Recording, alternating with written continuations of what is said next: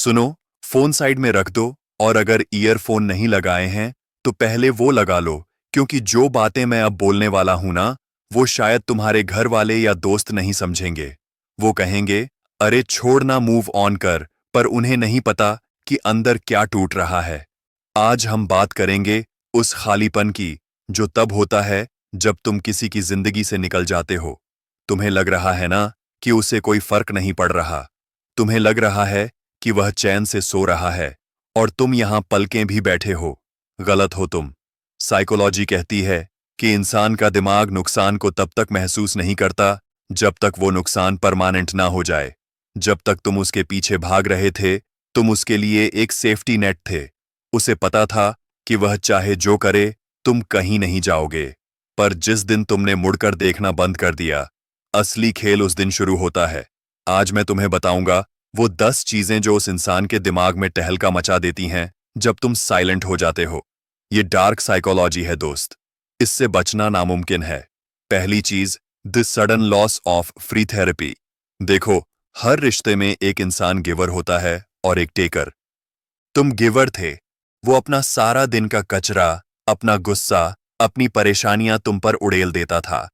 क्यों? क्योंकि तुम सुनते थे। जैसे ही तुम दूर हुए, उनका वो इमोशनल डस्टबिन गायब हो गया। अब जब उन्हें गुस्सा आता है, जब वह लोनली फील करते हैं, तो उनके पास वो कान नहीं है जो बिना जज किए उनकी सुनते थे। अब उन्हें यह सुकून बाकी दुनिया से खरीदना पड़ रहा है, और दुनिया मुफ्त में सुकून नहीं देती। उन्हें एहसास होता है कि उन्होंने एक इंसान नहीं खोया, उन्होंने अपना पीस ऑफ माइंड खो दिया है। दूसरी बात, द ईगो क्रैश। यह पॉइंट थोड़ा कड़वा है पर सच है। जब तुम किसी को इतना प्यार देते हो ना, तो वो इंसान अपने आप को भगवान समझने लगता है। उसे लगता है कि उसमें कोई ऐसी खास बात है जिसकी वजह से तुम उसके पैरों में पड़े हो। लेकिन जब तुम दूर चले जाते हो और अपनी जिंदगी जीने लगते हो, तो उसका वो गॉड कॉम्प्लेक्स चकनाचूर हो जाता है। उसे यह टेंशन होने लगती है कि अरे ये मेरे बिना खुश कैसे है, क्या मुझ में वह बात नहीं रही। भाई, यह उनका डर है जो उन्हें तुम्हारी याद दिला रहा है। वो तुम्हें मिस नहीं कर रहे, वो अपनी उस पावर को मिस कर रहे हैं जो उनके पास तुम्हारे ऊपर थी। तीसरी चीज जो उन्हें चुपकी है, दैटिंग ऑफ स्मॉल थिंग्स। हमेशा बड़ी बातें याद नहीं आती, याद आती हैं वो छोटी छोटी चीजें। वो रास्ते का एक मोड़ जहां तुमने उसका हाथ पकड़ा था, वो एक गाना जो तुमने साथ सुना था, या वह एक खास तरह की चाय जो तुम्हें पसंद थी। जब तुम साथ होते हो, यह सब नॉर्मल लगता है, पर दूर जाने के बाद यह सारी जगहें घोस्ट टाउन बन जाती हैं। वह जहां भी जाएंगे, उन्हें तुम्हारी परछाई दिखेगी। वो किसी और से बात करेंगे तो बीच में तुम्हारा कोई पुराना जोक याद आ जाएगा। ये दिमाग की फितरत है दोस्त। वो गैप्स को फील करने की कोशिश करता है, और तुमने उनकी जिंदगी में इतने गैप्स छोड़े हैं कि अब उन्हें हर जगह तुम्हारा एब्सेंस दिखता है।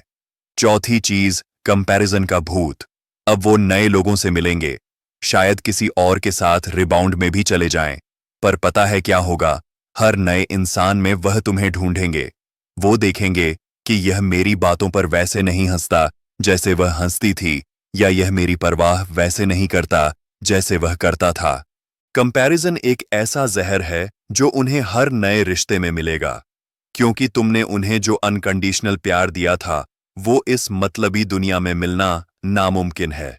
जब उन्हें यह रियलाइजेशन होता है कि नया इंसान सिर्फ उनके बॉडी या पैसा से प्यार करता है, तब उन्हें तुम्हारी वो रूह वाली मोहब्बत याद आती है, पर तब तक देर हो चुकी होती है। पांचवी चीज, द साइलेंस इज लाउड। तुम्हें लगता है तुम चुप हो तो हो, तुम्हें भूल गए। नहीं, खामोशी सबसे ज्यादा शोर मचाती है। जब तुम कॉल करते थे, लड़ते थे, रोते थे, उन्हें लगता था चलो यह अभी भी मेरे कंट्रोल में है।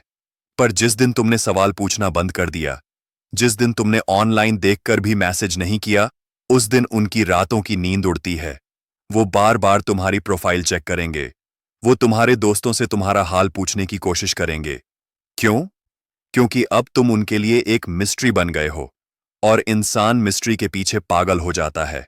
स्टोइक ट्रुथ यही है, अपनी अवेलेबिलिटी 0 कर दो, तुम्हारी वैल्यू अपने आप 100 हो जाएगी। छठी चीज, the guilt of under estimation. उन्हें लगता था तुम कमजोर हो, उन्हें लगता था तुम उनके बिना जी नहीं पाओगे। पर जब वह तुम्हें हंसती हुई फोटोज में देखते हैं या तुम्हें अपने काम में ग्रो करते हुए देखते हैं, तो उन्हें अपने फैसले पर शक होने लगता है। उन्हें लगता है मैंने किसी ऐसे को छोड़ दिया जो इतना कैपेबल था। यह गिल्ट उन्हें अंदर ही अंदर खाता है। वह सोचते हैं कि काश उन्होंने तुम्हें थोड़ा और वक्त दिया होता, काश उन्होंने तुम्हें थोड़ा और समझा होता। सातवीं चीज, द रियलाइजेशन ऑफ सेल्फिशनेस। जब इंसान अकेला होता है ना, तो उसे अपनी गलतियां दिखने लगती हैं। जब तक तुम वहां थे, तुम उनके लिए एक शील्ड थे। तुमने उन्हें उनकी ही बुराइयों से बचा रखा था। दूर जाने के बाद उन्हें समझ आता है कि वह कितने सेल्फिश थे। उन्हें याद आता है कि कैसे तुमने अपनी खुशियां मारी थीं, सिर्फ उन्हें एक बार मुस्कुराते हुए देखने के लिए। यह रियलाइजेशन दर्द देता है, बहुत दर्द देता है। आठवीं चीज, नौवीं चीज और 10वीं चीज, यह सब मिलकर एक बड़ा वॉइड बनाती हैं। उन्हें एहसास होता है कि दुनिया में लोग तो बहुत हैं, पर अपना कोई नहीं है। अपना वो होता है जो तुम्हारी खामोशी समझ ले, जो तुम्हारे दुख में तुमसे ज्यादा रोए। जब उन्हें यह समझ आता है कि उन्होंने वह डायमंड खो दिया है जो कोयले की खान में उन्हें मिला था, तब शुरू होता है उनका असली डार्क फेस। लेकिन भाई, यह सब मैं तुम्हें क्यों बता रहा हूं? ताकि तुम खुश हो जाओ कि उसे दर्द हो रहा है? नहीं, मैं तुम्हें यह इसलिए बता रहा हूं ताकि तुम समझ सको कि तुम्हारी वैल्यू क्या है। तुम किसी के एहसास के मोहताज नहीं हो। तुम इसलिए दूर नहीं हुए कि वह तड़पे। तुम इसलिए दूर हुए क्योंकि तुम्हें अपने आप से मोहब्बत हो गई थी। स्टोसिज्म यही तो है कि तुम्हारी खुशी का बटन किसी और की पॉकेट में नहीं होना चाहिए। अगर वो आज रो रहा है तो यह उसकी सीख है। अगर तुम आज रो रहे हो तो यह तुम्हारी कमजोरी है। रोना बंद करो, उठो, अपने आप को इतना ऊपर ले जाओ कि अगर वह कभी लौट कर देखना भी चाहे तो उसे अपनी गर्दन बहुत ऊपर करनी पड़े। सुनो, यह रास्ता मुश्किल है। रोज दिमाग कहेगा एक बार मैसेज कर ले, एक बार डीपी देख ले, पर वही तो तुम्हें नहीं करना। तुम्हें जिंदा रहना है, उनकी यादों में नहीं बल्कि अपनी हकीकत में। वो 10 चीजें जो मैंने बताई वो होंगी 100% होंगी। यह साइकोलॉजी है, लेकिन तुम्हें उनका वेट नहीं करना। तुम्हें इतनी दूर निकल जाना है कि उनका एहसास तुम तक पहुंच ही ना पाए। चलो एक सिनेरियो इमेजिन करते हैं। रात के 2 बजे हैं। वो इंसान अपने बेड पर लेटा है। वो फोन उठाता है और आदत से मजबूर तुम्हारा नाम सर्च करता है। पहले वहां टाइपिंग दिखता था या तुम्हारे मैसेजेस की बारिश होती थी, पर अब वहां सिर्फ पुरानी चैट्स हैं। वो पुरानी चैट्स पढ़ना शुरू करते हैं और पता है क्या होता है? उन्हें दिखता है कि तुम कितने रियल थे। उन्हें दिखता है कि कैसे तुमने एक एक लफ्ज दिल से लिखा था, और अब जब वह रिप्लाई करना चाहते हैं तो उनका हाथ रुक जाता है, क्योंकि उन्हें पता है कि अब वह हक खो चुके हैं। क्या तुम्हें लगता है यह सजा कम है? किसी को उसकी औकात दिखाने के लिए तुम्हें गाली देने की जरूरत नहीं होती। बस अपना प्रेजेंस वापस ले लो, वही सबसे बड़ी सजा है। लोग मुझसे पूछते हैं, भाई क्या वो वापस आएंगे? मैं कहता हूं क्या फर्क पड़ता है? अगर तुम इस उम्मीद में दूर जा रहे हो कि वह वापस आएंगे, तो तुम दूर गए ही नहीं। तुम तो बस एक गेम खेल रहे हो। स्टोइक इंसान गेम नहीं खेलता, वो फैसला लेता है। अगर तुमने फैसला ले लिया है कि यह रिश्ता तुम्हारी सेल्फ रिस्पेक्ट से बड़ा नहीं है, तो फिर मुड़कर मत देखना। चाहे वह रोएं, गिड़गिड़ाएं या 10 लोग भेज दें, तुम्हारा जवाब होना चाहिए खामोशी। देखो, जिंदगी बहुत छोटी है यार। तुम किसी ऐसे इंसान के एहसास का वेट कर रहे हो जिसने तुम्हें कचरे की तरह फेंका था। अपनी वैल्यू पहचानो। तुम वो हो जो किसी की अंधेरी जिंदगी में रोशनी ला सकता है। तुम वो हो जो टूटकर भी दूसरों को जोड़ना जानता है। जब तुम किसी से दूर जाते हो तो तुम उन्हें एक मौका देते हो अकेलेपन का, और अकेलापन इंसान का सबसे बड़ा उस्ताद यानी टीचर होता है। उसे सीखने दो, उसे रोने दो, उसे महसूस करने दो कि तुम क्या थे, पर तुम तब तक नए पहाड़ों पर चढ़ चुकेगे। तुम्हारी कहानी अब बदल चुकी होगी। एक बात बोलूं, आज से कुछ साल बाद जब तुम पीछे मुड़कर देखोगे तो तुम्हें उस इंसान पर गुस्सा नहीं आएगा, तुम्हें हंसी आएगी। तुम कहोगे शुक्रिया कि तुमने मुझे छोड़ा, वरना मैं कभी नहीं समझ पाता कि मैं कितना स्ट्रांग हूं। वही तुम्हारा असली विनिंग मोमेंट होगा। वो एहसास जो उन्हें हो रहा है, वो उनकी सजा है। और यह सुकून जो तुम्हें मिलने वाला है, यह तुम्हारा इनाम है। जिंदगी में दो तरह के दर्द होते हैं, एक वो जो तुम्हें तोड़ देता है और एक वो जो तुम्हें बदल देता है। डिसाइड करो तुम्हें कौन सा दर्द चाहिए। मैंने देखा है लोगों को बर्बाद होते हुए, सिर्फ इसीलिए क्योंकि वह किसी के सॉरी का इंतजार कर रहे थे। मत करो, वो सॉरी कभी नहीं आएगा, और अगर आ भी गया तो वो तुम्हारे टूटे हुए दिल के टुकड़े नहीं जोड़ पाएगा। अपने आप को जोड़ो, अपनी साइकोलॉजी को समझो। जब तुम खुद को वैल्यू देना शुरू करते हो तो पूरी कायनात तुम्हें वैल्यू देने लगती है। वो इंसान तो क्या, पूरी दुनिया तुम्हारे पीछे आएगी, पर तब तुम्हें किसी की जरूरत नहीं होगी। सुनो, अब फोन रख दो, सो जाओ, या कुछ ऐसा करो जो तुम्हें खुशी दे। उसके बारे में मत सोचो, उसे जो एहसास होना है वो हो रहा है। तुम अपना ख्याल रखो, क्योंकि तुमसे कीमती तुम्हारी जिंदगी में कोई नहीं है। सही लग रहा है ना? क्योंकि यह दिमाग की बातें नहीं है, यह वो बातें हैं जो तुम्हारा दिल चीख चीख कर कहना चाहता था, पर तुम सुन नहीं रहे थे। चलो, अब फ्लो को थोड़ा और गहरा करते हैं। अभी तो सिर्फ 5-6 पॉइंट्स हुए हैं, अभी तो पूरी साइकोलॉजी बाकी है। सुनो, सातवीं चीज जो उन्हें महसूस होती है ना, वो है add guilt of the last memory. Psychology कहती है कि जब हम किसी से दूर होते हैं तो हमारा दिमाग हमारी आखिरी मुलाकात या आखिरी झगड़े को बार बार लूप पर चलाता है। जब तुम दूर चले जाते हो तो उन्हें याद आता है कि कैसे उन्होंने तुम्हें आखिरी बार रुलाया था, कैसे उन्होंने तुम्हारे प्लीज का मजाक उड़ाया था। पहले उन्हें यह कूल लग रहा था, उन्हें लग रहा था वह जीत गए, पर अब जब तुम्हारी आवाज सुनने को भी वह तरस रहे हैं, तो वही आखिरी पल उनके दिमाग में कांटे की तरह झुकता है। वो चाहकर भी उस मेमोरी को मिटा नहीं पाते। वो चाहते हैं कि काश एक बार और बात हो जाए ताकि वो उस एंडिंग को सुधार सकें, पर तुमने तो दी एंड पहले ही लिख दिया है। आठवीं बात, the loss of a mirror. यह बहुत डीप बात है, ध्यान से सुनना। एक सच्चा साथी आईने की तरह होता है, वो तुम्हें बताता है कि तुम कहां सही हो और कहां गलत। तुमने उन्हें हमेशा सच बताया, उन्हें बेहतर बनने में मदद की। अब जब तुम नहीं हो तो उनके आसपास सिर्फ यस मैन बचे हैं, वो लोग जो उनके मुंह पर उनकी तारीफ करते हैं क्योंकि उन्हें उनसे कुछ चाहिए। जब वो कोई गलती करेंगे, जब वह भटकेंगे, तब उन्हें तुम्हारी कमी खलेगी। उन्हें याद आएगा कि एक इंसान था जो उन्हें उनकी गलतियों पर टोकता था, क्योंकि वो उन्हें खोना नहीं चाहता था।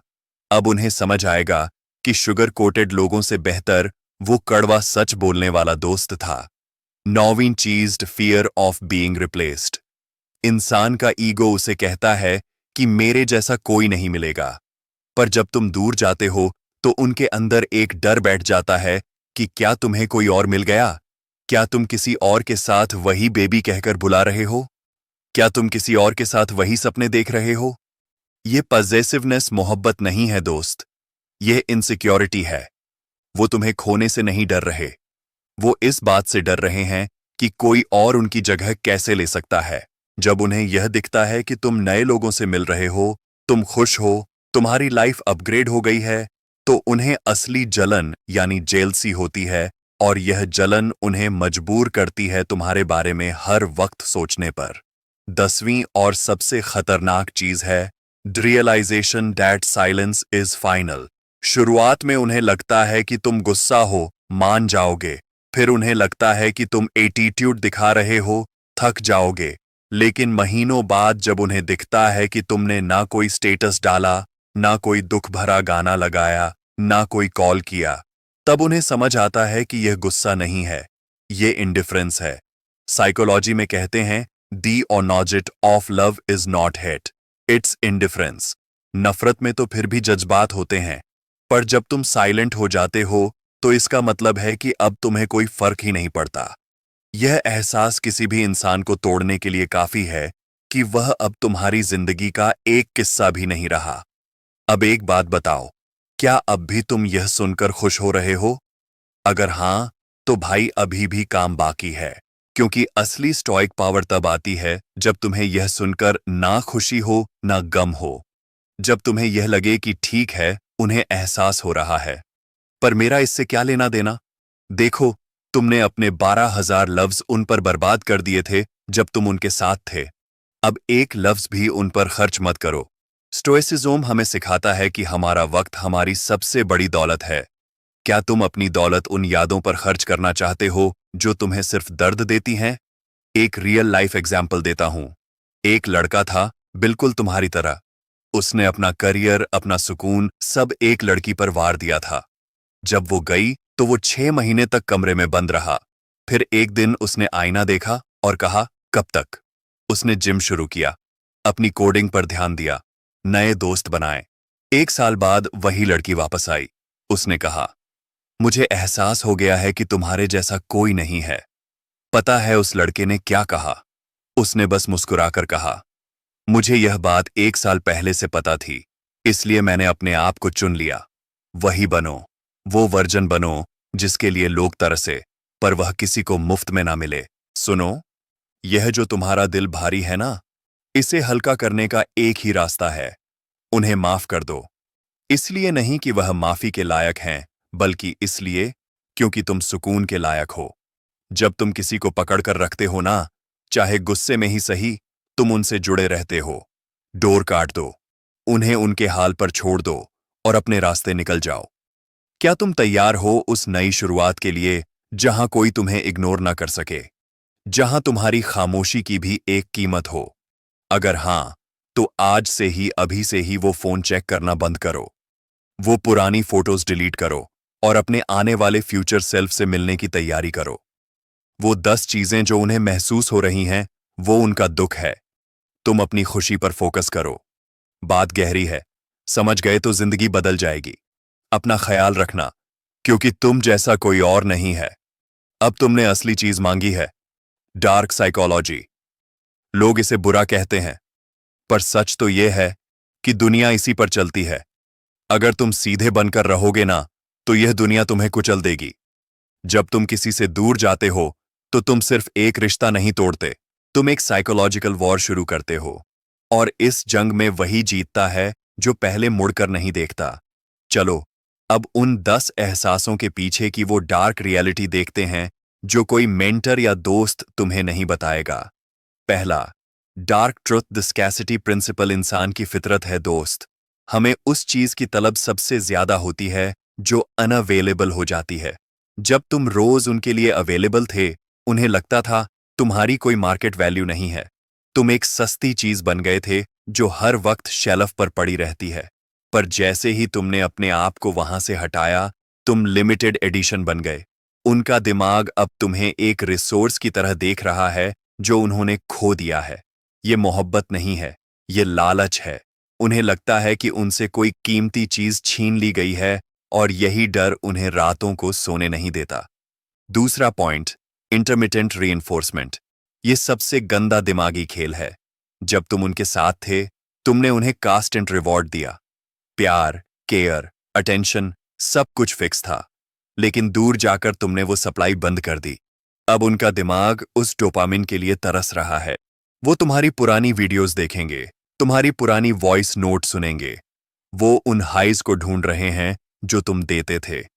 ये बिल्कुल वैसा ही है जैसे एक ड्रग एडिक्ट को उसकी डोज ना मिले। उन्हें तुम्हारी याद नहीं आ रही, उन्हें उस नशे की याद आ रही है जो तुम्हारे साथ रहने से मिलता था। क्या तुम किसी का नशा बनना चाहते हो? तीसरी डार्क चीज, द जाइगार्डनिक इफेक्ट।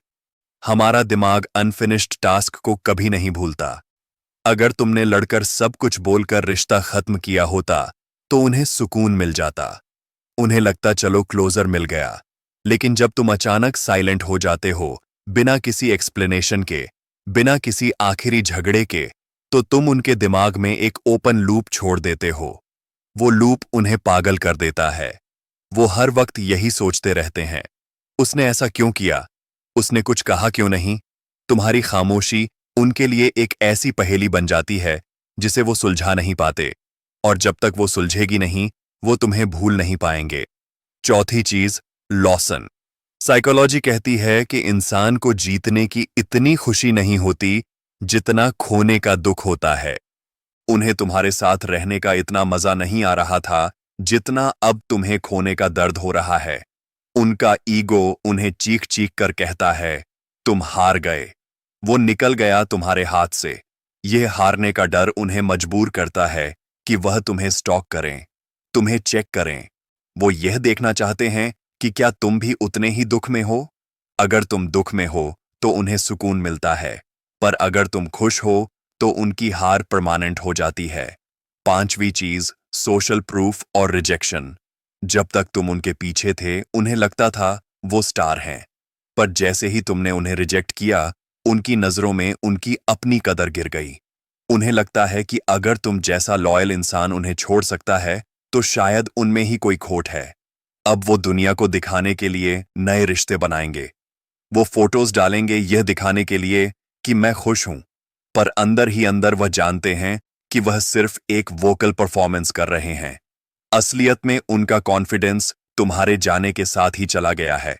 सुनो, यह डार्क साइकोलॉजी है।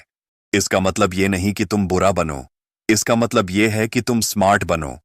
तुमने उन्हें वो 10 एहसास दिए जो उन्हें चाहिए थे, लेकिन तुमने उन्हें एक मिसिंग पीस बनाकर छोड़ा है। अब एक बात ध्यान से सुनना, अगर वह वापस आए तो वह इसलिए नहीं आएंगे कि वह बदल गए हैं। वो इसलिए आएंगे क्योंकि वो यह साइकोलॉजिकल जंग हार चुके हैं। वो अपना कंट्रोल वापस मांगने आएंगे। स्टोइक बनकर सोचो, क्या तुम उस इंसान को वापस अपनी जिंदगी में जगह दोगे जो सिर्फ तब तुम्हारी कदर करता है जब तुम उसके पास नहीं होते? क्या तुम्हारी कदर सिर्फ तुम्हारी एब्सेंस से है? भाई, असली पावर उन्हें तड़पाने में नहीं है।